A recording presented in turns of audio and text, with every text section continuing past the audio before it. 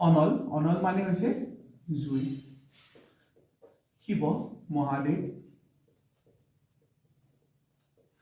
অমৃত মানে পিয়ুষ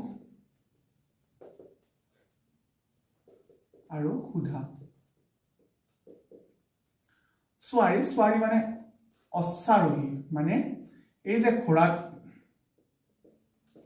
যে চলাই মানুহবিলাক সেইবিলাকক কয় উৎপীড়ন উৎপীড়ন মানে হৈছে অত্যাচাৰ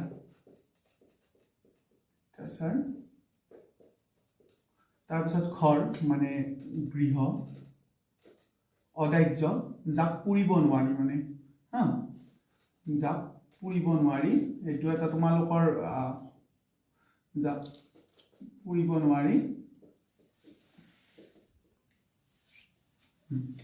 অদাহ্য মানে এটা শব্দত প্ৰকাশ কৰা যাক প্ৰতিৰোধী যাক পুৰিব নোৱাৰি মানে অৰ্থাৎ আমি এটা শব্দত প্ৰকাশ কৰিলে এইটো লিখিব লাগিব কিন্তু ইয়াৰ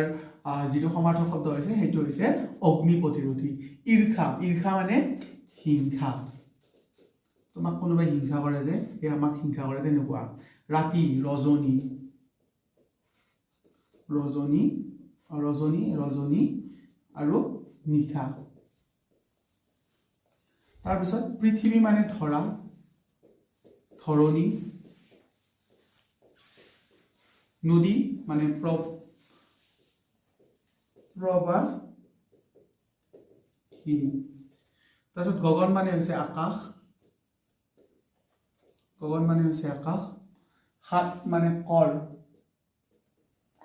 সমুদ্ৰ মানে কল্লোল বতাহ পৱন বায়ু চকু নয়ন তাই চকুত পৰি যেতিয়া প্ৰেমত পৰিছিলা এই তোমাৰ যদি নাম নয়ন হয় সেই নয়ন তোমাৰ সেই চকু মানে হৈছে নয়ন সূৰ্য সূৰ্য মানে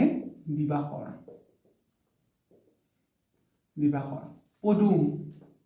কমল বেয়াৰ বেয়াৰ পুস্তত যে পদুমক কমল বুলি মাতে ৰাখিছে সেই কমল খাল পুখুৰীৰ সমাৰ্থক খাল হাতী মানে ঐৰাৱত মেঘ মানে জলধাৰ মানে মেঘত যে পানী থাকে সেইকাৰণে জলধাৰ বুলিও কয় পানী মানে জল উত্তম মানে উৎকৃষ্ট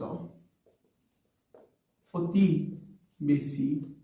সেইকাৰণে কেতিয়াবা এটা যদি বাক্যত অতি বেছি বুলি একেলগে দুইটা থাকে তেতিয়াহ'লে আমি যিকোনো দুটাৰে কি কৰিব লাগে হয় অতিটো ৰাখিব লাগে নহয় বেছিটো ৰাখিব লাগে